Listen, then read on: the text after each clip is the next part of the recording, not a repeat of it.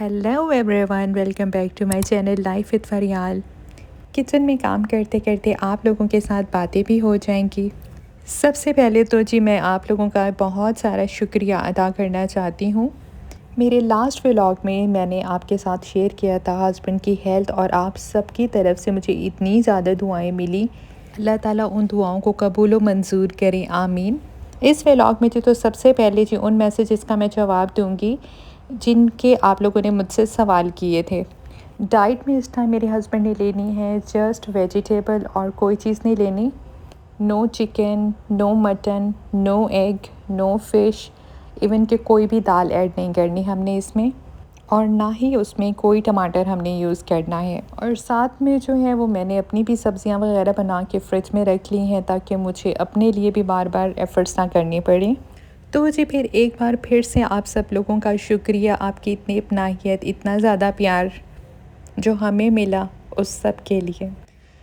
इस टाइम जी हम लोग व्लॉग अपना स्टार्ट करते हैं, और जी हम जा रहे हैं इस टाइम अजमान सनैया एरिया में, जो बेसिकली अजमान का इंडस्ट्रियल एरिया है। वहाँ पर हम क्यों जा रहे हैं जी, हम वहाँ पर अपनी पाकिस्तानी वेजिटेबल्स लेने जा रहे हैं, सब्ज़ियाँ लेने जा रहे हैं।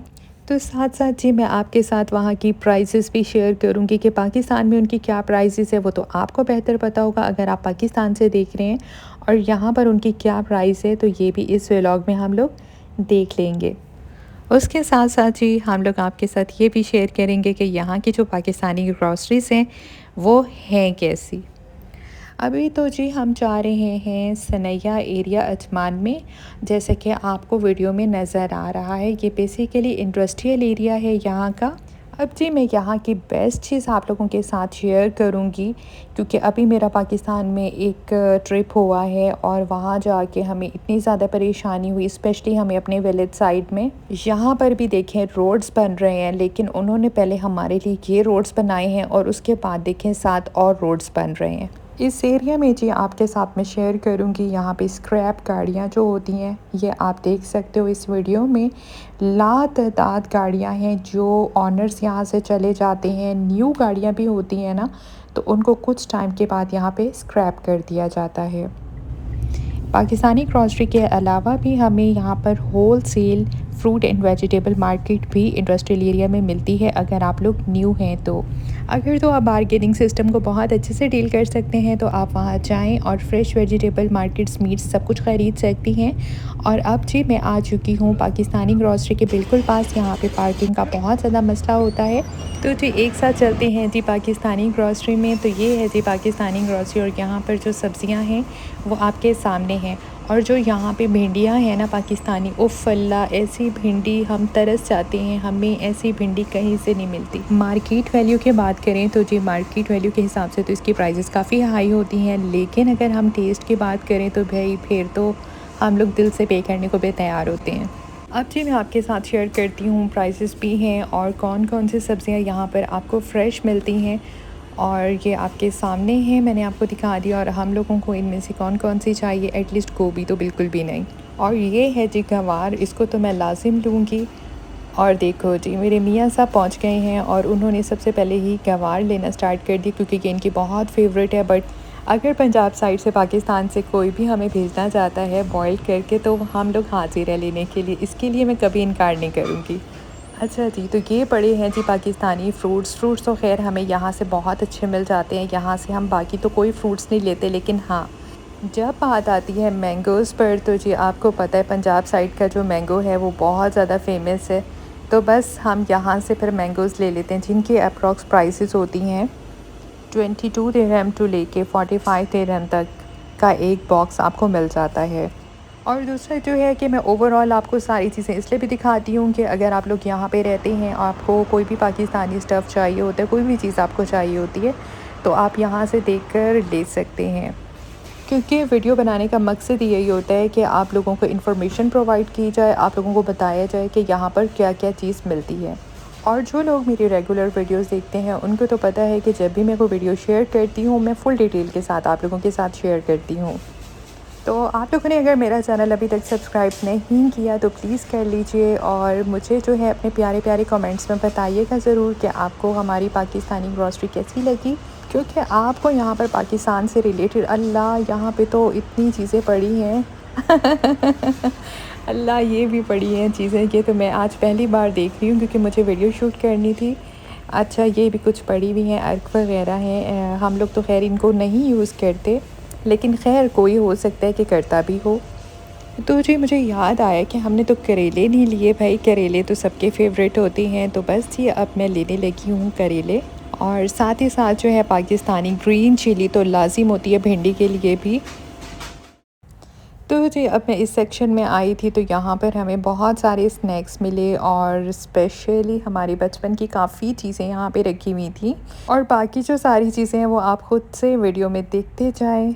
और आजकल में जिसका यहाँ पे विज़िट हुआ है उसको अंदाज़ा होगा कि कितनी ज़्यादा मैंगो की खुशबू थी यहाँ पे। उफ़ अल्लाह, एक तो मैं मैंगो लवर और ऊपर से इनकी खुशबू मुझे इतना पागल किया। तो फाइनली मैंने जाके मैंगो भी पैक करा लिए। और जी यहाँ पे कुछ मेहंदी का सामान पड़ा है। चलें जी, आप पाकिस्तान में तो खैर बहुत ज़्यादा वैरायटी मिलती है, तो यहाँ पे थोड़ी बहुत चीज़ें रखी हुई हैं।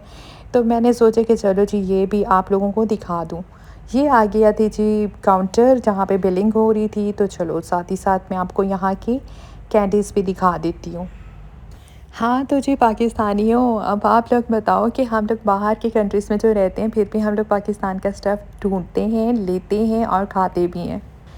तो जी अब मैं आई थी बाहर और ये मुझे कैटो और उसका बेबी नज़र आया, तो मैंने कहा चलो इनको भी वीडियो में शूट कर लेते हैं। अब जी हमने अपनी वेजिटेबल्स रख दी गाड़ी में, और साथ ही है ये राहत, ये भी इन पाकिस्तानी ग्रॉसरी वालों का है। तो हम चलते हैं। वैसे तो हम लोगों ने कुछ ज़्यादा नहीं लेना, कुछ खाना तो है नहीं, तो चलो थोड़ा बहुत हम ले लेते हैं। एज़ यू नो जी राहत पे जो है वो पाकिस्तान से रिलेटेड आपके स्नैक्स हो गए, बिस्किट्स हो गए, केक्स हो गए, और उसके अलावा जी गोल गप्पे, दही बड़े, ईच एंड एवरीथिंग जो बेकरी का भी सामान होता है वो सब कुछ आपको यहाँ से मिलता है। और उसके अलावा जी आपको पाकिस्तानी फ़ूड खाना सब कुछ यहाँ से मिल जाता है। तो बहरहाल हम लोगों ने आजकल अवॉइड किया वह ज़्यादा नहीं खाना, तो बस थोड़ा बहुत अपने लिए कुछ पैक कराया और जी चलते हैं जी घर की तरफ। हाँ, यहाँ पे मैंने इनका bun kebab very first time try किया, but it was spicy and very good taste. क्योंकि मैं ज़्यादा स्पाइसी नहीं खाती, शायद मेरे लिए वो स्पाइसी था। अब जी मैं आपके साथ शेयर करती हूँ कि यहाँ पर पाकिस्तानी फ़ैमिलीज़ हों या फिर इंडिया की फ़ैमिलीज़ हों, वो लोग यहाँ पर आते हैं खाने पीने के लिए।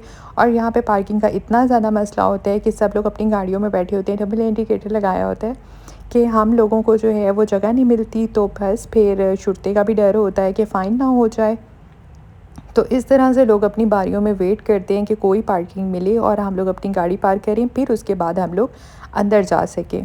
अजमान की जो है वो सबसे बड़ी डे टू डे जो है वो सेब इंडस्ट्रियल एरिया में है, वो भी आपको इस एरिया में मिलती है। और जो होलसेल मार्केट है, chicken, mutton, vegetables, fruits, each and everything आपको मिलती है, वो भी इस इंडस्ट्रियल एरिया में है। आपको बहुत ज़्यादा अगर गैरेज वगैरह चाहिए, गाड़ियाँ ख़राब हैं, कोई भी काम कराना है, तो भी आप इंडस्ट्रियल एरिया में आएँ। अगर आपको कोई स्पेयर पार्ट्स किसी भी चीज़ के चाहिए तो भी आप इंडस्ट्रियल एरिया में आएँ और यहाँ से आप लोग ख़रीद सकते हैं। और जी अब आपके साथ आ गई है जी हमारी नाइट ड्राइव, जो मैं आपके साथ शेयर कर रही हूँ ताकि आप लोग भी यहाँ का एरिया देख सकें कि यहाँ पे किस तरह की शॉप्स हैं, किस तरह का एरिया है। और मुझे जो है वो काफ़ी ज़्यादा जो है कमेंट्स आते हैं कि जब आप कोई वीडियो बनाती हैं तो उसमें आप पूरी डिटेल बताया करें हमें वहाँ के लोकेशंस, हमें वहाँ के रोड्स भी बताया करें। तो इसलिए जो होता है मेरी पूरी कोशिश होती है कि जब भी मैं कहीं पे जाती हूँ उसकी पूरी इन्फॉर्मेशन आप लोगों के साथ शेयर करती हूँ अपनी तरफ से, और जी उसके साथ आपको रोड्स भी बता देती हूँ, लोकेशंस भी बताती रहती हूँ, और इस एरिया में आपको क्या क्या देखने को मिल सकता है। तो जी ये वाला आटा है जो हम लोग यूज़ करते हैं, बेहतरीन आटा है, अगर आप लोग न्यू हैं तो ख़रीद लें। अच्छा जी ये सॉल्ट हैं, 2 कलर हैं, और इसमें जो है वो आयोडीन नहीं है, हालांकि आपको आयोडीन लेना चाहिए। तो इसलिए ये गलती से ग्रॉसरी से मैंने मंगवाया था और इमरजेंसी थी, रात के 2 बज रहे थे, तो अब जाके मैं आयोडीन लेके आई हूँ। आप लोग भी अगर यहाँ पे रहते हैं तो इस चीज़ का ध्यान रखा करें कि आपके सॉल्ट में आयोडीन ऐड है या फिर नहीं। अच्छा जी कुछ मैंगोज़ मैंने बॉक्स में से निकाल लिए हैं। ये है जी अनवर रटोर, और जो दूसरा है वो है मौसमी चौंसा। दोनों मैंगो जो हैं वो हमारे पंजाब साइड के हैं, वो ही खुशबू, वो ही लज़्ज़त। ये है जी हमारी सब्ज़ियाँ और कुछ फ्रूट्स मिक्स मिला के जो चीज़ें ख़त्म हो जाती हैं उसके अकॉर्डिंग मैं ले लेती हूँ, ताकि मेरा 1 हफ़्ता आराम से निकल जाए। इससे ज़्यादा मैं यहाँ पे स्टोरिंग नहीं करती। अगर तो हमारा कुछ वीक ऐसा आ जाता है जिसमें हम लोग घर पे कम खा रहे होते हैं या बाहर से हम लोग ज़्यादा खा रहे हैं, तो फिर जो मेरी चीज़ें होती हैं ना वो वेस्ट होती हैं, और मुझे इस चीज़ का बड़ा खौफ आता है कि यार अपना रिस्क इंसान जो है वो ज़ाया करे। मैं अपनी फ्रिज में जो भी स्टोरिंग करती हूँ, मैं किसी प्लास्टिक कंटेनर को यूज़ नहीं करती, मैं हमेशा ग्लास कंटेनर्स लेके आती हूँ। अभी मैं एक और कुछ परचेज़ करके आई हूँ, क्योंकि आजकल हमारा खाना फ्रूट सब कुछ घर पे हो रहा है, तो मुझे और कंटेनर्स कुछ चाहिए थे, तो मैं लेके आई हूँ कुछ फ्रूट्स के लिए और कुछ सालन आटे वगैरह के लिए। इनके आने से पहले इनके कुछ फ्रूट्स होते हैं जो मैं कटिंग करके रख लेती हूँ। उसके अलावा इनका फ्रेश सैलेड मैं रेडी कर लेती हूँ। और सबसे ज़्यादा ज़रूरी बात, जब आप भिंडियाँ वॉश करते हैं तो इसमें मैं लाज़िम विनेगर ऐड करती हूँ, सिरका जो होता है सादा। अभी आपको मैं दिखाती हूँ कि पानी का कलर चेक करें। अगर हम लोग इस तरह की सब्ज़ियों को अगर हम डायरेक्टली पानी से वॉश कर लेते हैं, तो कभी भी जो पेस्टिसाइड होता है, जो स्प्रे वगैरह किया जाता है, वो कभी भी ख़त्म नहीं होता। तो इसलिए या तो इनके लिए भी वॉशिंग के लिए कुछ केमिकल्स आपको मार्केट से मिल जाते हैं, अगर वो नहीं हैं तो लाज़िम सिरके में तो वॉश कर ही लिया करें।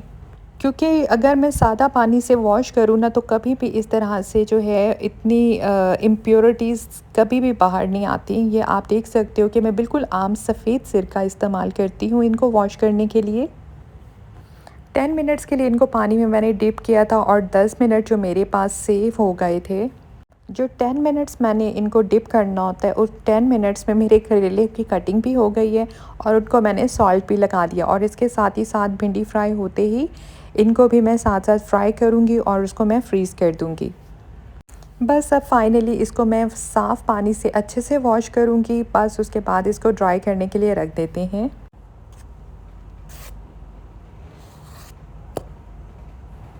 तो जी अब इसको मैंने रख दिया है ड्राई होने के लिए, ताकि जल्दी से ड्राई हो जाएं। फिर इसके बाद इनकी जी कटिंग करते हैं और इसको कुक करते हैं।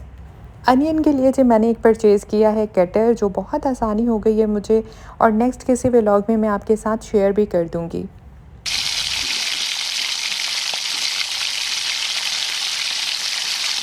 ये अनियन जो है मैंने उसी कटर से कट किए हैं, हार्डली इसमें शायद 2 मिनट भी नहीं लगे मुझे। और क्योंकि करेले में भी आपको पता है कि अनियन ज़्यादा चाहिए होती हैं, भिंडी बन रही है तो भी आपको अनियन थोड़ी ज़्यादा चाहिए होती हैं। बस जैसे ही ब्राउन होते हैं उसके बाद जो है इसमें मैं भिंडी ऐड कर दूँगी, क्योंकि मैं इसको डबल फ्राई करना नहीं चाह रही, इसलिए मैंने इसको ऐसे ही डाल के इसको इसी में फ्राई करके और मैंने बना लेना है। वरना नॉर्मली जो होता है कि भिंडी को मैं अलग से फ्राई कर लेती हूँ। इसमें जस्ट मैंने बेसिक 3 मिसाले ऐड किए, जो आप इस वीडियो में भी देख सकते हैं। तो जी यहाँ पे ख़त्म करते हैं जी अपना व्लॉग। इंशाल्लाह मिलते हैं नेक्स्ट व्लॉग में। तब तक जी अपना सब ख्याल रखिएगा और हमें अपनी दुआओं में याद रखिएगा। मिलते हैं नेक्स्ट व्लॉग में। अल्लाह हाफ़िज़।